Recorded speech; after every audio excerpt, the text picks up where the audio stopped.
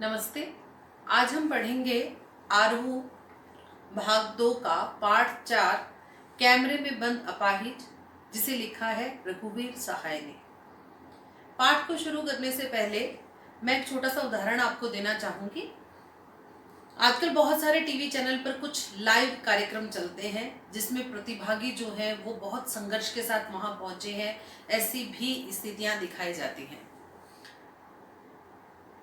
अब जो चीज हमारे सामने आती है उसमें ये आती है कि दर्शक ऐसे प्रतिभागी से जो बहुत संघर्ष के साथ वहां पहुंचे हैं, जो बहुत सारी कठिनाइयों का सामना करके वहां पहुंचे हैं, जो बहुत सारे दुखों को सहन करके वहां तक पहुंचे हैं, उनके साथ हृदय से जुड़ जाते हैं। और कई बार तो ऐसा होता है कि दर्शक किसी प्रतिभागी विशेष के लिए ही उस कार्यक्रम को देखता है। दर्शक उस प्रतिभागी विशेष से दिल से जुड़ जाता है कि इस प्रतिभागी ने कितना कठिन संघर्ष किया और ये यहाँ तक पहुंचा। और ऐसे दर्शकों का जुड़ना कार्यक्रम की चैनल की टीआरपी बढ़ाता है। मीडिया कर्मी अपने सारे कार्यक्रमों के मूल में एक ही उद्देश्य रखते हैं कि किसी भी तरीके से कार्यक्रम सफल होना चाहिए। कैमरे में बंद अपाहिज कविता इसी तरह की एक घटना पर आधारित है, इसी तरह के एक साक्षात्कार पर आधारित है। कैमरे में बंद अपाहिज कविता के माध्यम से मीडिया कर्मियों की संवेदन शून्यता की ओर इशारा किया गया है। किस तरह से मीडिया अपने स्वार्थ के लिए किसी अपाहिज को इतना दुख दे देती है कि उसकी आंखों से आंसू टपक पड़ते हैं। उसी को कविता के माध्यम से रघुवीर सहाय ने प्रस्तुत किया है। देखिए, रघुवीर सहाय की जो पैनी व्यंग शक्ति है वह हमें यहाँ दिखाई देगी। रघुवीर सहाय ने इस कविता में प्रश्न शैली का भी प्रयोग किया है, वह भी हमें इस कविता में दिखाई देगी। तत्सम शब्दावली है और साथ ही साथ किस तरह से संवेदनहीन वर्तमान में मीडिया हो गई है, मीडिया कर्मी हो गए हैं, उसका भी संकेत इस कविता के माध्यम से दिया गया है। कविता पढ़ते हैं। कैमरे में बंद अपाहिज, रघुवीर सहाय। हम दूरदर्शन पर बोलेंगे, हम दूरदर्शन पर बोलेंगे, हम समर्थ शक्तिवान। हम दूरदर्शन पर बोलेंगे, हम समर्थ शक्तिवान। हम एक दुर्बल को लाएंगे एक बंद कमरे में। देखिए, साक्षात्कार की तैयारी हो रही है और इस पंक्ति पर ध्यान दीजिएगा कि हम समर्थ शक्तिमान, अहंकार की भावना है। ईश्वर ने अगर आपको शरीर के सभी अंग सही दिए हैं, ईश्वर ने अगर आपको इतनी शक्ति दी है कि आप किसी अपाहिज की मदद कर सके, लेकिन ईश्वर कभी नहीं चाहेगा कि आप अहंकार से भर जाए। कवि कहते हैं कि दूरदर्शन पे मीडिया कर्मी कहते हैं, यहाँ दूरदर्शन केंद्र विशेष, टेलीविजन विशेष का अर्थ है। यहाँ दूरदर्शन का मतलब चैनल विशेष नहीं है। टेलीविजन को हिंदी में दूरदर्शन कहते हैं। तो हम दूरदर्शन पर बोलेंगे, हम समर्थ शक्तिवान। हम एक दुर्बल को लाएंगे एक बंद कमरे में। हम समर्थ हैं, हम शक्तिवान हैं और हम एक कमजोर को, एक अपाहिज को एक बंद कमरे में लाएंगे। आपको पता होगा कि जब भी रिकॉर्डिंग की जाती है तो एक बंद कमरे में ही रिकॉर्डिंग की जाती है, ताकि सही ढंग से बातचीत, साक्षात्कार जो है वो दर्शकों को सुनाई दे सके। अब आगे उन्हीं मीडिया कर्मियों के विचार व्यक्त करते हुए कवि कहते हैं, उससे पूछेंगे क्या आप अपाहिज हैं। देखिए, संवेदनहीनता की पराकाष्ठा देखिए कि कवि कह रहे हैं कि मीडिया कर्मी उससे पूछेंगे। हमें दिखाई दे रहा है कि सामने वाला व्यक्ति अपाहिज है, लेकिन फिर भी कवि कह रहे हैं कि हम उससे पूछेंगे, मीडिया कर्मी उससे पूछेंगे क्या आप अपाहिज हैं। तो आप अपाहिज क्यों हैं? सोच के देखिए। 3 प्रश्न मीडिया कर्मी उससे पूछते हैं, अपाहिज से पूछते हैं क्या आप अपाहिज हैं, आप अपाहिज क्यों हैं, क्या आपको आपका अपाहिजपन दुख देता है? देता ही होगा। कुरेदने की कोशिश की जा रही है दुख को। कितने संवेदनहीन प्रश्न किए जा रहे हैं एक अपाहिज से जो दिखाई दे रहा है अपाहिज। बताइए, एक बार विचार कीजिए बच्चों, क्या ये चीज उचित है कि किसी व्यक्ति से ये पूछा जाए देखते हुए कि वो अपाहिज है कि आप अपाहिज हैं, फिर पूछा जा रहा है आप अपाहिज क्यों हैं। बताइए, क्या ईश्वर की जो नियति है, जो उस व्यक्ति की नियति है, क्या वो व्यक्ति ये बता सकता है, क्या कोई भी व्यक्ति ये बता सकता है कि उसे वह दुख क्यों मिला है, आप अपाहिज क्यों हैं।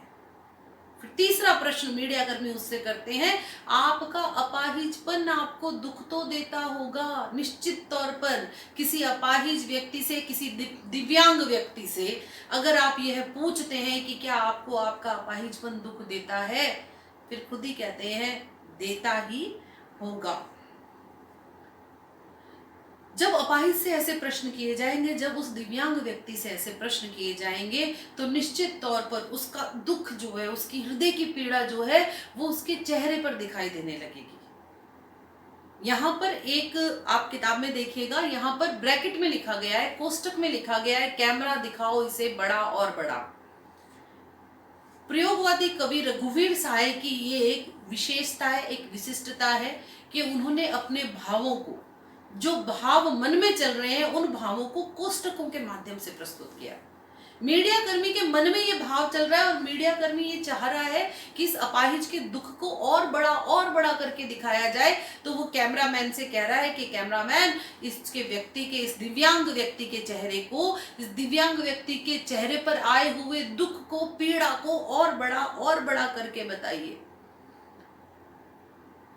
हाँ, तो बताइए आपका दुख क्या है। फिर पूछा जाएगा उस अपाहिज व्यक्ति से, आपका दुख क्या है, जल्दी बताइए, जल्दी बताइए, दुख बताइए। वह बता नहीं पाएगा, वह अपाहिज व्यक्ति अपने दुख को नहीं बता पाएगा। कोई भी अपाहिज व्यक्ति, कोई भी दिव्यांग व्यक्ति अपने दुख को व्यक्त नहीं कर पाएगा, क्योंकि वो इतनी हृदय की पीड़ा से भर जाएगा। आगे रघुवीर सहाय कहते हैं कि सोचिए, मीडिया कर्मी पूछ रहा है, मीडिया कर्मी साक्षात्कार के माध्यम से पूछ रहा है, प्रश्न पूछ रहा है अपाहिज व्यक्ति से कि सोचिए, बताइए आपको अपाहिज होकर कैसा लगता है। एक और संवेदनहीन प्रश्न कि सोचिए, बताइए आपको अपाहिज होकर कैसा लगता है, यानी कैसा लगता है। क्या इस बात की कल्पना आप कर सकते हैं कि किसी व्यक्ति को अपाहिज होकर, दिव्यांग होकर कैसा लगता होगा, और वह भी जब वह अपने आसपास सक्षम लोगों को देखता होगा, उस समय उसे कैसा महसूस होता होगा, अपनी किसी क्षति का, किसी नुकसान का कितना उसे दुख होता होगा, कितनी उसे पीड़ा होती होगी। अब ब्रैकेट में फिर से लिखा हुआ है, फिर से कोष्टक में लिखा हुआ है कि यानी इशारे से बताएंगे कि क्या ऐसा। अब मीडिया कर्मी चाह रहा है कि किसी भी तरीके से मेरा ये साक्षात्कार सफल हो जाए, किसी भी तरीके से ये आदमी रो दे और इसके रोते ही बहुत सारे दर्शकों की भावनाएं इसके साथ जुड़ जाएं, और जैसे ही बहुत सारे लोगों की भावनाएं इसके साथ जुड़ेंगी, मेरे चैनल की, मेरे कार्यक्रम की टीआरपी बढ़ जाएगी। तो वह उसे बताते हैं कि सोचिए, बताइए ऐसा, सोचिए, थोड़ी कोशिश कीजिए, क्या यह अवसर आप खो देंगे, क्या इस अवसर को आप खो देंगे, क्या आप नेशनल चैनल पर आने का जो अवसर आपको मिला है उसे आप खो देंगे। अपाहिज को ये कहा जा रहा है, हम पूछ कर उसको रुला देंगे। मीडिया कर्मी की संवेदनहीनता, संवेदन शून्यता कि वह कह रहे हैं कि हम पूछ कर उसको रुला देंगे। कॉन्फिडेंस देखिए, आत्मविश्वास देखिए मीडिया कर्मी का कि हम ऐसे ऐसे प्रश्न पूछेंगे। हमें क्या करना है, हमारा उद्देश्य उस व्यक्ति की पीड़ा को दर्शकों तक पहुंचाना नहीं है। हमारा उद्देश्य है हमारे कार्यक्रम को सफल बनाना, और हमारा कार्यक्रम सफल तभी बनेगा जब वह दुखी, आहत व्यक्ति रोने लगेगा। और उसको रोने की स्थिति तक कैसे पहुंचाएंगे, जब हम प्रश्न पूछेंगे। हम पूछ कर उसको रुला देंगे। सवाल करते हैं, आप भी उसके रो पड़ने का इंतजार करते हैं। आप भी किसके लिए आया बेटा, यहाँ पे आप भी आया दर्शकों के लिए। अब सवाल करते हैं, बार बार प्रश्न करते हैं मीडिया कर्मी, और दर्शक जो उस कार्यक्रम को देख रहे हैं वो भी इस उम्मीद में आ जाते हैं कि इस व्यक्ति की कितनी पीड़ा है, कितना दुख है, अब ये व्यक्ति शायद रो देगा। दर्शकों से कवि पूछ रहे हैं, क्या आप वास्तव में प्रतीक्षा करते हैं? यानी सबके मन में है, सबके मन में है, क्योंकि एक ही चीज की प्रतीक्षा की जा रही है कि ये व्यक्ति अपनी आंखों के माध्यम से अपनी पीड़ा को व्यक्त कर दे, यानी कि रोने लगे। ब्रैकेट में लिखा है, यह प्रश्न पूछा नहीं जाएगा। ये अंदर की भावनाएं हैं जिन्हें कोष्टक के माध्यम से, ब्रैकेट के माध्यम से कवि ने हमारे सामने लिखा है। फिर हम पर्दे पर दिखाएंगे, फिर टेलीविजन स्क्रीन पर दिखेगी एक फूली हुई आंख की बड़ी तस्वीर, बहुत बड़ी तस्वीर, और उसके होठों पर एक कसमसाहट भी। यहाँ कसमसाहट की चीज की, अपने दुख को व्यक्त न कर पाने की कसमसाहट, बेचैनी। एक बड़ी सी फूली हुई तस्वीर वहां दिखाई देगी, एक बड़ी सी फूली हुई आंखों की एक तस्वीर वहां दिखाई देगी, जो रोने के लिए बेचैन है, लेकिन अपनी बेचैनी को, अपने दुख को व्यक्त नहीं कर पा रही है। आशा है, फिर से कोष्टक में लिखा गया है, आशा है आप उसे अपंगता की पीड़ा मानेंगे। और जब उस व्यक्ति की फूली हुई आंखों की तस्वीर आप दर्शक देखेंगे तो आप सोचेंगे कि ये इसके दिव्यांग होने की पीड़ा है, ये इसके दिव्यांग होने का दुख है। एक और कोशिश, दर्शक धीरज रखिए, देखिए हमें दोनों संग रुलाने हैं। एक और कोशिश, दर्शकों को कहा गया है, दर्शकों से अपेक्षा की जा रही है कि हमें दोनों को एक साथ रुलाना है। दोनों कौन? दर्शक और वह दिव्यांग व्यक्ति। अब जिस समय ये दोनों रोने लगेंगे, अब ये कब रोने लगेंगे? जब दर्शक के साथ, दर्शक उस अपाहिज व्यक्ति के साथ, उस दिव्यांग व्यक्ति के साथ, उसके दुख की साथ, उसकी पीड़ा के साथ अपने हृदय को जोड़ लेंगे, तब दोनों साथ रोने लगेंगे। आप और वह दोनों, आप कौन? दर्शक, और वह कौन? वह दिव्यांग व्यक्ति, दोनों। कैमरा बस करो, फिर से कोष्टक में लिखा हुआ होगा, कैमरा बस करो, नहीं हुआ रहने दो, पर्दे पर व्यक्त की कीमत है। इस लाइन को ध्यान से देखिएगा बेटा, पर्दे पर वक्त की कीमत है। यह पंक्ति व्यावसायिकता को बताती है।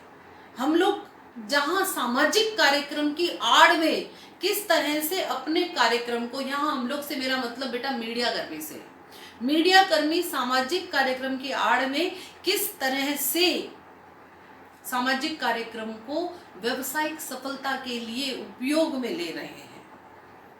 एक व्यवसायिकता के तहत उस चीज को वो सामाजिकता नाम दे रहे हैं, लेकिन उनका विशुद्ध उद्देश्य केवल और केवल लाभ कमाना है।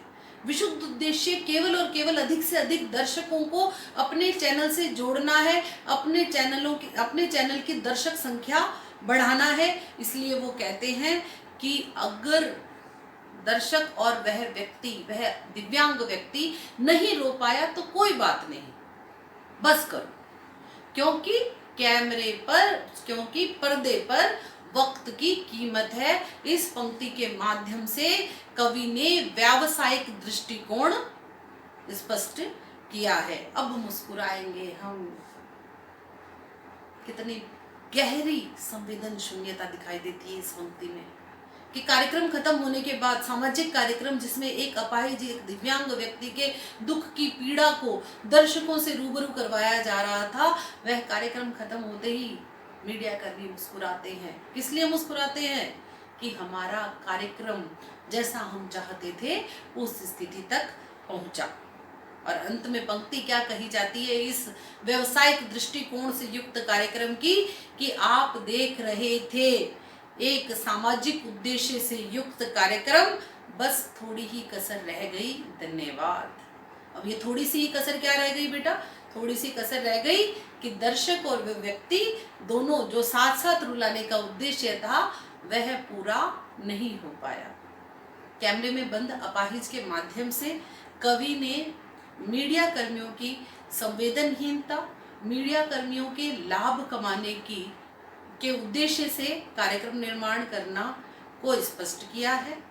इस कविता में एक अपाहिज व्यक्ति के दुख को प्रश्न पूछकर केवल इसलिए उभारा जाता है, बाहर लाया जाता है, ताकि दर्शक उसकी पीड़ा को देखकर उसके साथ रोए और मीडिया कर्मियों का जो चैनल पर दिखाया जाने वाला कार्यक्रम है वह सफल हो सके। आज इतना ही, अगला चैप्टर नेक्स्ट वीडियो में। धन्यवाद।